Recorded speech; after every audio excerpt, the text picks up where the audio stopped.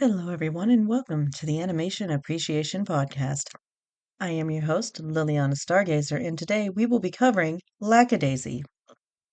Lackadaisy actually began as part of the Webtoon app, as clearly a comic, and it has become an indie film on YouTube, hand animated, and actually a fan reading is why we have one of the voice actors. I'll get to that in a minute.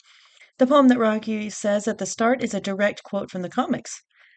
And as I mentioned, it is an indie film, and the framing and colors are phenomenal for someone who has had no professional work. It is one of the series in a recent boom of indie films on YouTube that include Has Been Hotel, which was originally indie, or at least its pilot was before it was picked up, Hell of a Boss, and Digital Circus, which will be in our next episode. The style has sketch lines that pop in and out of existence, which gives the characters an extra fuzzy look. This is a style choice and therefore not an actual issue. And honestly, it kind of gives it a more homey feel. And during the time, it kind of gives it a little rougher appeal to make it match the time period it's set in. This actually does take place during Prohibition in the United States. For a history lesson on that, just wait till the end. They hid and transported alcohol very much like is seen here. The Spaghetti Arms comment by Rocky is a reference to the webtoon comic. Victor, or the bartender, was sent to pick up alcohol with Rocky so that he could learn how to do what Victor was doing at the time as his protege.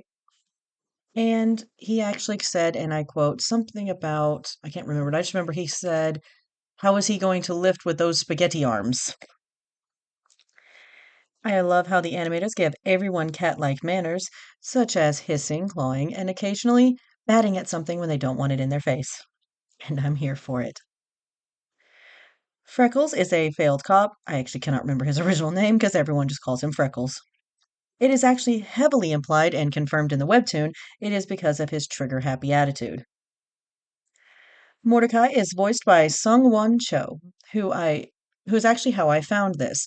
He was doing a fan reading of the comic and particularly voiced Mordecai so well that when the creators found it, they actually asked him to really be the voice of Mordecai when they brought him to life. The signs say demolitions, explosives, warning, no trespassing, danger, no open flames, dynamite, dangerous, keep away. After the transition, attention, no smoking, danger, demolitions, live explosives, and simply the word no. The small hisses when the water comes from Mordecai. The same kind of cat like sounds from Freckles. The bottles simply say old log cabin. From this point on, I'm just giving a little warning here that you're going to learn history of the United States, so there is educational content past this point. In 1920, when the 18th Amendment to the United States Constitution was added, it banned making, transporting, and sales of alcohol illegal. Yes, that does mean if you had a ton of alcohol on your shelf, it's perfectly legal for you to drink it.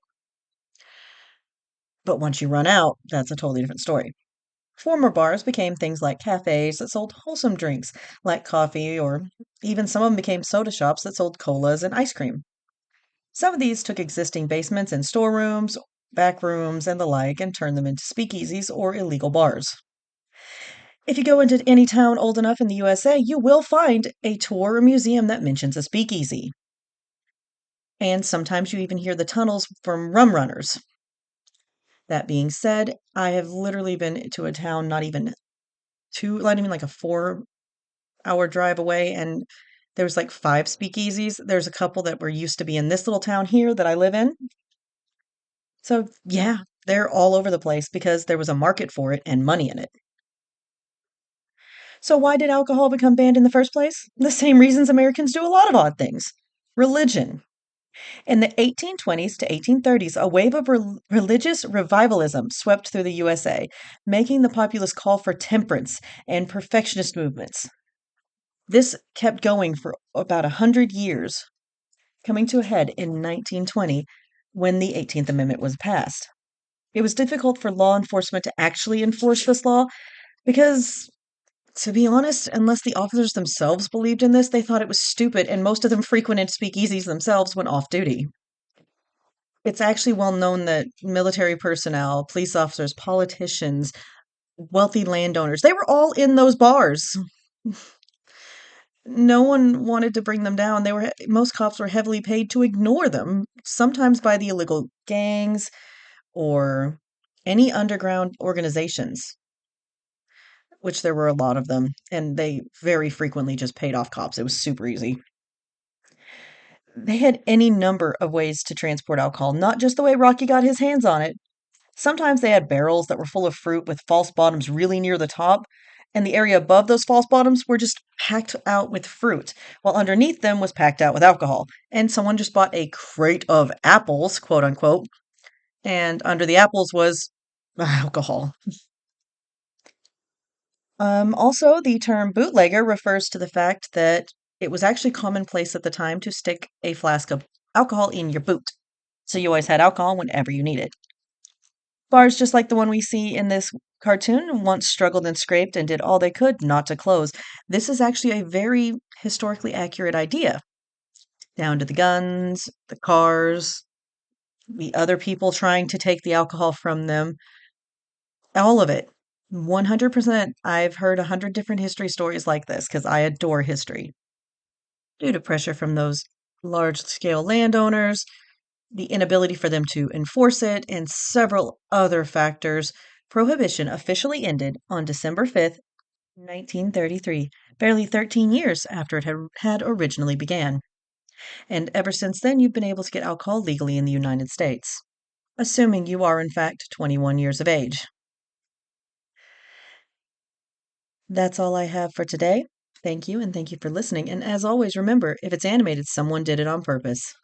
And yes, that includes Rocky's maniacal laughter. Thank you, and have a great night.